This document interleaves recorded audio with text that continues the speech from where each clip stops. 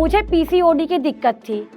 मेरे बच्चेदानी में गांठ थी। रात में पति का अलग रहता था फिजिकल होने का। जब उसको 3 दिन तक मारने के बाद भी उसका मन नहीं भरा तो उसने मेरे प्राइवेट पार्ट पे अटैक किया। उसने मेरे प्राइवेट पार्ट पे मुक्का मारा। इनकी पत्नी इनके साथ फिजिकल नहीं होती। जितना मैं 8 सालों में टूटी थी उससे कहीं ज्यादा अब टूटी जब मेरे पति ने मेरी इज्जत सरेआम नीलाम कर दी। मेरे बच्चों को लेके सोशल मीडिया पे फैला दिया, मेरी बीवी आवारा है, बदचलन है, शैतान है, बदमाश है। अगर आपके भी कोई सपने हो तो कदम बढ़ाइए, आगे बढ़िए, शुरुआत कीजिए। एक दिन होता है ऐसा जब एक औरत लगातार 3 दिन तक अपने ही घर में मार खाती रही। उसके 2 बच्चे जो उसे बचाने की कोशिश में, बेटी बालकनी में खड़ी होकर पड़ोसियों को चिल्लाती, मेरी माँ को बचाओ, मेरी माँ को बचाओ, पर सुनने वाला कोई नहीं। एक छोटा बेटा 5 साल का जो अपनी माँ को बचाने के लिए जब तो जस्ट कोशिश करता रहा पर उसकी भी सुनने वाला कोई नहीं। ये उस दर्दनाक माँ की कहानी है जिसके बच्चे ने भी उसको बचाया पर वो बच ना पाई। एक दिन ऐसा हुआ कि जब एक आदमी ने उसे 3 दिन तक लगातार मारा। वो ये शख्स कोई और नहीं, वो मेरा खुद का पति था, जो कि रीज़न ये था कि वो उसके साथ फिजिकल न होने पे उसने मुझे मारा। उसने मुझे इस तरीके से मारा कि मेरी पूरी बॉडी लूज़ कर गई। मैं बिल्कुल असहमी सी हो गई, ना मुझे कोई बचाने वाला, ना मुझे कोई देखने वाला। जब उसको 3 दिन तक मारने के बाद भी उसका मन नहीं भरा तो उसने मेरे प्राइवेट पार्ट पे अटैक किया। उसने मेरे प्राइवेट पार्ट पे मुक्का मारा। ये कहानी है नेहा की। नमस्कार, मैं हूँ नेहा गुप्ता। मैं यूपी के फ़तेहपुर डिस्ट्रिक्ट से बिलॉन्ग करती हूँ। मेरे 2 बच्चे हैं। बेटी एंजल गुप्ता 7 साल की है, बेटा मुकुल गुप्ता 5 साल का है। मेरी कहानी शुरू होती है तब से जब मैं अपने घर से दूर कानपुर में एक नॉर्थ स्टार हॉस्पिटल में जॉब करती थी। नर्सिंग की जॉब थी मेरी। मैं अपनी जीवन बहुत अच्छे तरीके से जी रही थी। फिर एक दिन मेरी मुलाकात एक लड़के से हुई जिसको मैं जानती नहीं थी पर देखने में अपना सा लगा। देखने के बाद वो काफ़ी अच्छे परिवार से भी था, काफ़ी रिच था, सारी उसका काम भी बहुत अच्छा सा चलता था। तो उसको डिप्रेशन की बीमारी थी, इस चीज़ का मुझे पता नहीं था। वो अपने घर ले गया, अपनी फैमिली से मिलवाया, उसकी फैमिली भी अच्छी थी, लड़का भी अच्छा था। तो फैमिली वालों ने बोला कि शादी कर लो। मुझे पहले से पता था कि लड़का डाइवोर्सी है, उसका 2.5 महीने से तलाक हो गया था। तो मुझे लगा कि क्या हो गया, हो सकता है लड़की में कमी रही हो या फिर लड़का तो सही है, फैमिली भी सही है, लड़का भी सही है, फैमिली में कोई कमी, लड़की में कोई कमी रही हो। तो लड़की छोड़ के चली गई। मैंने उस बात को इग्नोर किया। मैंने लड़के से बोला कि ठीक है, लड़के ने मुझे प्रपोज़ल दिया शादी करने का। मैं भी घर से दूर थी, तो मैंने भी सोचा कि कब तक अकेले रहूँगी। मैं भी एक दिन शादी करूँ, सेटल हो जाऊँ, मेरी भी एक खुद की फैमिली हो जाए, कब तक स्ट्रगल करूँगी। फिर मैंने उस लड़के को शादी के लिए हाँ बोल दिया। शादी हो गई, ज़िंदगी अच्छी बीत रही थी। मुझे 3 मंथ्स में प्रेगनेंसी आई। उसके बाद फिर भी सब ठीक था। जब ड्यूरिंग प्रेगनेंसी मैं 6 मंथ का था, तो उस समय मेरे पति का डिप्रेशन निकल के सामने आया। वो डिप्रेशन ऐसा था कि मेरी पूरी से ज़िंदगी ही हिला दी। तो उस समय मुझे पता लगा कि वो डिप्रेशन मेरे पति का पहला डिप्रेशन नहीं था। उनको 16 इयर्स के एज से ही ये बीमारी थी। उनका इलेक्ट्रिक शॉक वगैरह से भी उनका इलाज हो चुका था। बड़े-बड़े हॉस्पिटल में उनका इलाज चल रहा था। मुझे इस चीज़ की जानकारी नहीं थी कि उनका इलाज होता था। उनकी इनकम भी कोई ख़ास नहीं थी। जिस तरीके से वो बताए थे मुझे कि मेरा मैन्युफैक्चरिंग का है, तो सबको लगेगा कि मैन्युफैक्चरिंग मीन्स फैक्ट्री होती है। तो ऐसा कोई सीन था ही नहीं फैक्ट्री वाला। उनका खुद का बहुत बड़ा घर था, तो बाद में पता चला घर उनका खुद का है ही नहीं, क्योंकि उनके पास पेपर्स नहीं थे। फिर उनकी इनकम भी अच्छी नहीं थी। उनके पास 4 व्हीलर था, 4 व्हीलर भी लोन पे उठा हुआ था और मेंटली कंडीशन भी सही नहीं थी। लड़का बहुत आलसी था, कमाना भी नहीं चाहता था। और सबसे बड़ी बात, लड़का मुझसे निकला 12 साल का बड़ा। जब हमारी शादी हुई तो मैंने उनकी एज पूछी तो उन्होंने बोला कि मैं तुमसे 5 साल का बड़ा हूँ। शादी के बाद उनकी माँ ने बताया कि लड़का तुमसे 12 साल का बड़ा है। अब मैं एक पे एक शौक झेलती गई। फिर कुछ टाइम बाद ऐसा हुआ कि चलो मैंने एक्सेप्ट कर लिया कि चलो कोई नहीं, अब तो शादी की ही हूँ, प्रेगनेंसी भी है, बच्ची होगी, चलो हर चीज़ को इग्नोर करते हुए मैं लाइफ में आगे बढ़ी। चलो बच्चा हो जाएगा, सब सही हो जाएगा, पति कमाने भी लग जाएगा, हो सकता है मेंटली कंडीशन धीरे-धीरे परिवार बढ़ेगा तो उसकी मेंटली कंडीशन भी ठीक हो जाएगी। पर ऐसा नहीं हुआ। कुछ टाइम तक चलता था, फिर बिगड़ता था, फिर चलता था, फिर बिगड़ता था। धीरे-धीरे ऐसे करते-करते ज़िंदगी के 2-3 साल बीत गए। 2-3 साल तो किसी तरीके बीत गए, पर उन 2-3 सालों में मुझे इस तरीके का लगा कि मेरे पास पैसा नहीं है, कुछ नहीं है, मेरी ज़िंदगी नर्क से भी बदतर बन गई थी। लोगों को देखती, सबकी फैमिली अच्छी रहती थी, अच्छा खाना, अच्छा पहनना, अच्छा ओढ़ना, सब कुछ रहता था। फिर बच्ची मेरी दिन पे दिन बड़ी होती जा रही थी, लगता था कि हाँ, पैसों की कहीं कमी है, क्योंकि पति कमाते नहीं थे, डिप्रेशन के पेशेंट थे। कभी उनकी तबीयत खराब हो जाए तो साल भर घर में कोई सोर्स ऑफ इनकम नहीं होता था। उसके बाद फिर धीरे से 2-4 साल बीतने के बाद मेरा एक लड़का हुआ। लड़का होने के बाद भी 6-7 महीने तक सब कुछ सही चला। फिर से पति को डिप्रेशन की बीमारी हुई। मेरी 8 साल की शादी की लाइफ में मेरे पति को 4 बार डिप्रेशन हुआ है। कोई फैमिली का सपोर्ट नहीं, कोई मायके का सपोर्ट नहीं, मैंने उनको अकेले सँभाला। फिर पैसों की कमी खलती गई, फिर मैंने डिसीज़न लिया कि चलो खुद से काम करते हैं। फिर मैंने मीशो में रीसेलिंग का काम किया, ऑनलाइन रीसेलिंग करती थी, तो उससे मैं थोड़ा-मोड़ा घर का खर्चा चलाती थी। तो उसमें भी मेरे पति को ऑब्जेक्शन होता था कि क्या करती हो मोबाइल में? कस्टमर हैं, कहाँ के कस्टमर हैं? कौन-सा लड़का है? किससे बात करती हो? ये सारे उनके दिमाग में ना भर गया था, किससे बात करती हूँ? मैंने इग्नोर किया। चलो कोई नहीं, कमाना है, पति की बातों को ध्यान नहीं देना है। फिर मैंने किया, इस पे रोज़ बहसबाजी बढ़ती जा रही थी, फिर मैंने धीरे से ऑनलाइन का काम छोड़ दिया। फिर पैसे की कमी खलती गई, किसको अच्छा नहीं लगता पैसा कमाए, किसको खलता है पैसा। तो मुझे लगा कि चलो कोई नहीं, पति नहीं कमा रहे, मैं कुछ करती हूँ। तो मेरी सास ने मेरी मैंने अपनी सास की सेवा की थी, तो उन्होंने मुझे एक हार दिया था। वो हार मेरे पास सेव पड़ा था, तो मुझे लगा कि ये हार रख के होगा क्या? इसको मैं बेच के खुद की कॉस्मेटिक की दुकान डालती हूँ। 2 के 4 पैसे आएँगे, घर भी सँभल जाएगा और पैसे का पैसा आएगा। मैंने एक कॉस्मेटिक की दुकान डाली। ये कॉस्मेटिक की दुकान एक मेरी छोटी-सी शुरुआत थी, जिससे मेरी फैमिली, मैं अच्छे जगह पहुँच सकते थे।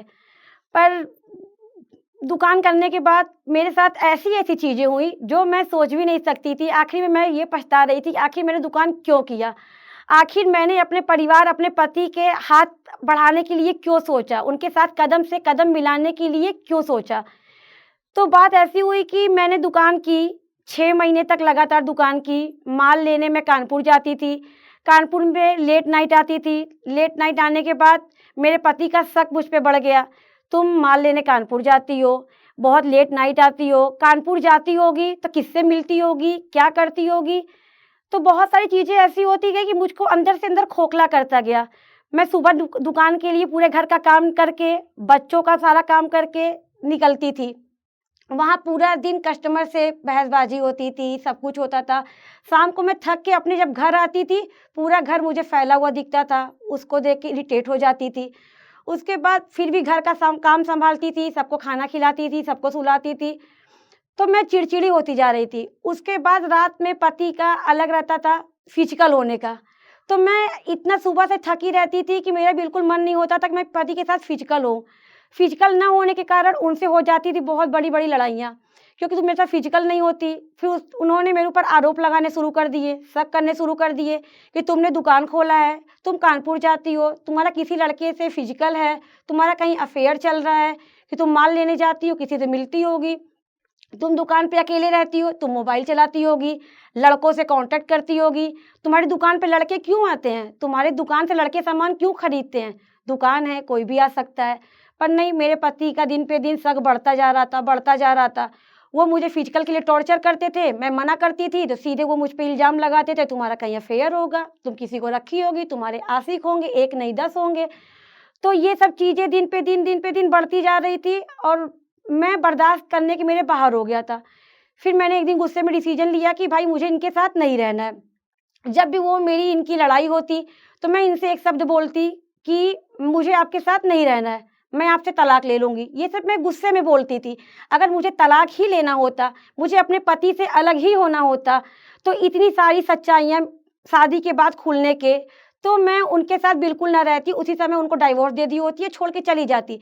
फिर भी मैंने एक लड़के के साथ ज़िंदगी की फिर नई शुरुआत करनी चाही, धीरे-धीरे आगे बढ़ना चाहा, पति के साथ कदम से कदम मिला के चलना चाहा। पर पति मेरे ऐसे निकले कि वो नहीं चाहते थे कि मैं कदम से कदम मिलाऊँ। वो डिप्रेशन के पेशेंट थे, तो वो मुझ पे दिन शक करते थे। तो मैं इन सब चीज़ों से बहुत ऊब गई थी, क्योंकि मेरी भी कोई सेल्फ रिस्पेक्ट है। औरत, लोग सोचते हैं कि औरत है, अरे क्या करेगी, उसको तो शादी कर लिया है, तो उसको तो ज़िंदगी काटनी ही काटनी है, बुढ़ापे तक अपने पति का सहारा बन के चलना है, बच्चों का सहारा बन के चलना है। पर लोगों की सोच वो पुराने ज़माने की थी। आज की औरत इतनी कमज़ोर नहीं है। आज की औरत कुछ भी चाहे वो कर सकती है, क्योंकि उसके आगे उसके बच्चों का सहारा होता है। पहले औरतों का होता था, भाई पति के साथ काटना है, नहीं काटेंगे तो समाज क्या कहेगा, लोग क्या कहेंगे, बड़े होके बच्चे क्या कहेंगे। पर आज की जनरेशन में ऐसा नहीं है। मैं पढ़ी लिखी लड़की हूँ, मैं नर्सिंग की कानपुर में जॉब करती थी, मैं एमएससी क्वालिफाइड हूँ, कंप्यूटर डिप्लोमा है, नर्सिंग एक्सपीरियंस भी है, बैंकिंग की प्रिपरेशन करती थी, सब कुछ एबिलिटी के साथ मैं आगे बढ़ रही थी। पर पति के उस शक ने मुझे खोखला कर डाला। तो मैंने एक दिन गुस्से में डिसीजन लिया कि मैं अपने मायके चली जाऊँगी। मायके जा रही थी तो पति ने बच्चों को जाने नहीं दिया मेरे साथ। मायके पहुंचने के बाद पति ने सबसे घूम के ये कहा, कैसी कसाई माँ है, देखो बच्चों को छोड़ के चली गई। फिर दूसरे दिन अनाथालय से मेरे पास फ़ोन आया कि मैडम, आपके पति ने मेरे पास फ़ोन किया था कि मेरे बच्चों को अनाथालय में डालना है। तो मैंने उनसे यही जवाब दिया कि अपने पति को फ़ोन किया कि ऐसा है, अगर आप मेरे बच्चों को नहीं संभाल सकते हैं तो उनको मुझे दे दीजिए, पर उनकी माँ के रहते मेरे बच्चे अनाथालय नहीं जाएंगे। तो उन्होंने नहीं माना। फिर धीरे-धीरे मैं 1.5 महीने हो गए मायके में रह रही थी। उसके बाद पति का फ़ोन आता था, उन्होंने सोशल मीडिया पे निकलवा दिया कि मेरी पत्नी नेहा गुप्ता घर छोड़ के भाग गई है। अब घर से दौलत, रुपया, पैसा, जेवर सब लेके फ़रार हो गई। किसी लड़के के साथ अपने मायके में नाजायज़ संबंध बना के रह रही है, जो कि मैं अपने भाई के घर में ही थी। फिर भी ये सब आरोपों को देखते हुए मेरा दिल बिल्कुल चीर गया कि मैं अपने घर क्यों जाऊँ, जब मेरा पति, जिसके साथ मैंने अपनी ज़िंदगी के 8 साल बिताए हैं, वो मुझ पे शक करता है, तो मैं किसका ही सहारा लूँ? मैं अपने मायके गई। मायके से भाई ने समझाया कि एक चांस उसको और दो। पति ने भी बहुत सारे वादे किए, अब मैं मारूँगा नहीं, कोई भी शक नहीं करूँगा, कुछ भी ऐसा सीन नहीं होगा जो तुम्हारे रिश्ते को बिगाड़े, कि हमारे बच्चों को मुझसे दूर रहना पड़े। मैं एक बार फिर से अपने पति के ऊपर विश्वास करके आई। जिस दिन मैं आई, दूसरे दिन के बाद से फिर वही कहानी शुरू। मार पीट, लड़ाई झगड़ा, शक करना, टीवी न देखने देना, कहीं आने जाने नहीं देना, शक करना, मोबाइल न चलाने देना, ये ना खाओ, वो ना खाओ। इतनी बाउंडेशन मेरे ऊपर लग चुकी थी। ज़िंदगी जो पहले चल रही थी उससे भी कहीं ज़्यादा बदतर, बहुत ज़्यादा नर्क मेरी ज़िंदगी बन चुकी थी। उस कंडीशन में फिर वो रात आ गई जब उन्होंने मुझे मारा। वो उन्होंने मारा तब जब मैं उनके साथ फिजिकल नहीं हुई। फिजिकल ना होने का रीज़न, उन्होंने मुझसे एक बार भी नहीं पूछा कि तुम मेरी पत्नी हो, तुम मेरे साथ फिजिकल क्यों नहीं हो रही हो? उसका कारण मैं आपको बताती हूँ। मुझे पीसीओडी की दिक्कत थी, मेरे बच्चेदानी में गाँठ थी। मेरे पति को पहले से पता था कि मेरे बच्चेदानी में गाँठ है। 2 साल से मैं इस प्रॉब्लम से, परेशानी से झेल रही थी। मैंने उनसे कई बार बोला कि मेरा ट्रीटमेंट करवा दो। पीसीओडी में दिक्कत ये होती है कि औरत के शरीर में जितना खून होता है, महीने में 25 दिन, 20 दिन पीरियड में निकल जाते थे। पूरा शरीर बिल्कुल वेट लूज़ उसका हो जाता था, चिड़चिड़ापन हो जाता था। तो उन सब चीज़ों में पति को समझने की जगह पति ने मुझे और टॉर्चर किया। उन्होंने बोला कि मुझे इससे मतलब नहीं है, मेरे पास पैसे नहीं है, मैं खुद डिप्रेशन का पेशेंट हूँ, मैं तुम्हारा इलाज कैसे करवाऊँ? मुझे खुद कोई सँभालने वाला चाहिए। मैंने बोला, पैसे मेरे रहेंगे, आप मेरा इलाज करवा दीजिए। उन्होंने बोला, नहीं, जैसे चल रहा है चलने दो। वो मुझ पे इतना शक करते थे कि वो मुझे ना खुद डॉक्टर के पास ले जाते थे, ना मुझे डॉक्टर के पास खुद जाने देते थे। फिर ऐसे ही दिन बीत रहे थे। फिर उन्होंने बोला कि नहीं, मैं तुम्हारा इलाज नहीं करवाऊँगा। तो मैंने खुद से अपना इलाज करवाया, 1.5 महीने अपना इलाज करवाया। फिर मेरे पति ने साफ इनकार कर दिया कि तुम्हारा इलाज नहीं होगा, तुम्हें जो करना है कर लो। फिर मैंने भी डिसाइड किया, जब ये पति है, अपने पत्नी को नहीं समझ रहा है, तो मैं इनके साथ फिजिकल क्यों हूँ? जब ये अपना धर्म नहीं निभा रहे हैं, तो मैं अपना धर्म क्यों निभाऊँ? भाई मैं पुराने ज़माने की नहीं कि पति का बर्दाश्त करो, जो पति कहता है करो। भाई मेरी भी ज़िंदगी है, मैं भी आगे निकलना चाहती हूँ, मैं भी खुश रहना चाहती हूँ। पर उन्होंने इस चीज़ को नहीं समझा। वो मुझ पे बहुत ज़्यादा प्रेशर डाल रहे थे फिजिकल होने के लिए। तो मैं फिजिकल क्यों होती? क्योंकि मुझे भाई अपना भी देखना था। अगर कल को चल के पीसीओडी की दिक्कत से मुझे कोई प्रॉब्लम हो जाए, डॉक्टर ने पहले ही बोल दिया था कि अगर आपका सही तरीके से ट्रीटमेंट नहीं चला, तो या तो आपकी बच्चेदानी निकालनी पड़ जाएगी, तो या फिर आपको कैंसर हो जाएगा। उस कंडीशन में डिसीजन मुझे लेना था। जब पति ने मुझे मारा, तो मुझे उतना बुरा नहीं लगा। जब मेरे पति ने फिजिकल न होने की वजह से अपने दोस्तों के सामने ये बातें शेयर की कि मेरी बीवी मेरे साथ फिजिकल नहीं होती है, उस कंडीशन में मैं क्या करूं, तो उनके दोस्त उनको राय देते थे, तेरी बीवी का किसी के साथ चक्कर होगा, तेरी बीवी का कोई आशिक होगा, इसीलिए तेरी बीवी तेरे साथ फिजिकल नहीं होती। ये बातें इतनी समाज में फैला दी, पूरे जितने रिलेशन वाले हैं, मोहल्ले वाले हैं, दोस्त यार, सबके जुबान पे एक ही बात थी कि इनकी पत्नी इनके साथ फिजिकल नहीं होती, और सब उनको एक ही सजेशन देते कि तुम्हारी बीवी का कहीं चक्कर होगा। कभी मेरे पति ने उनको ये नहीं बताया कि मेरी पत्नी मेरे साथ फिजिकल क्यों नहीं होती, पीसीओडी की प्रॉब्लम से। पर वो मेरी जिंदगी नर्क पे नर्क होती जा रही थी। फिर मैंने डिसीजन लिया कि क्यों रहना, जब पति से पत्नी की इज्जत होती है। जब मेरे पति ने खुद मेरी इज्जत को तार तार कर दिया, मेरे गलत न होने के बावजूद उसने मेरे ऊपर इतने गंदे गंदे आरोप लगाए। एक औरत की क्या होती है, उसके पास इज्जत होती है। जब औरत को अगर नीचे गिराना हो ना, सबसे पहले उसकी इज्जत पे वार करना चाहिए। जितना मैं 8 सालों में टूटी थी, उससे कहीं ज्यादा अब टूटी जब मेरे पति ने मेरी इज्जत सरेआम नीलाम कर दी। अब मेरे पास कोई जरिया नहीं था कि मैं अपने पति के साथ रहूं, मेरे पास कोई रास्ता ही नहीं था कि मैं उसका आगे साथ दूं। अब मेरी जिंदगी का जो बर्दाश्त करने की क्षमता थी वो बिल्कुल सी खत्म हो चुकी थी। तो मैं फिर से अपने मायके गई। मैंने अपने पति को छोड़ दिया, सिर्फ इस रीजन से कि पति मुझे समझ नहीं रहा है। जब पति ही मुझे गलत समझेगा तो मैं किसके सहारे रहूंगी। मैंने उस समय डिसीजन लिया कि मुझे इस आदमी के साथ नहीं रहना है।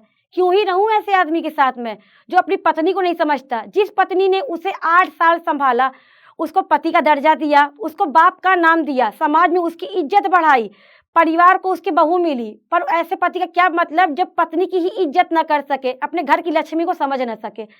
तो मैंने डिसीजन लिया, मैं अपने भाई को बुलाई, उनके साथ मैं घर चली गई। घर जाने के बाद पति उसी तरीके से टॉर्चर करता, फोन करता, गंदे गंदे इल्जाम लगाता, भाई को उल्टी सीधी बातें बोलता। थाने में उसने कंप्लेन लिखाई कि मेरी बीवी गुमशुदा है। मेरे बच्चों को लेके सोशल मीडिया पे फैला दिया, मेरी बीवी आवारा है, बदचलन है, शैतान है, बदमाश है, घर से जेवर रुपया दोनों भाई बहन लेके फरार हो गए, जो अपने आशिक के साथ रहती है। ये सब इल्जाम करते करते मेरे भाई की सीमा, मेरे भाई ने भी बोला कि बेटी तेरे पति का बहुत हो गया, अब नहीं। अब मेरे पास कोई रास्ता नहीं था, ना अब मैं मायके की थी न ससुराल की। इस कंडीशन में लोग करते हैं कि सुसाइड कर लेते हैं, गलत डिसीजन ले लेते हैं, मन में गलत गलत ख्याल आते हैं। मेरे मन में भी आया, पर मेरे सामने मेरे 2 बच्चे थे। मैंने उनका मुंह देख के मेरे मन में आया कि मैं किसके लिए क्या गलत करने जा रही हूँ। मैं जीऊंगी अपने बच्चों के लिए। मैं पढ़ी लिखी थी, कमा सकती थी, मैं आगे चल के अपने बच्चों के लिए कमाऊंगी। मेरे बच्चे को वो सब फेस ना करना पड़े जो मैं फेस कर रही हूँ।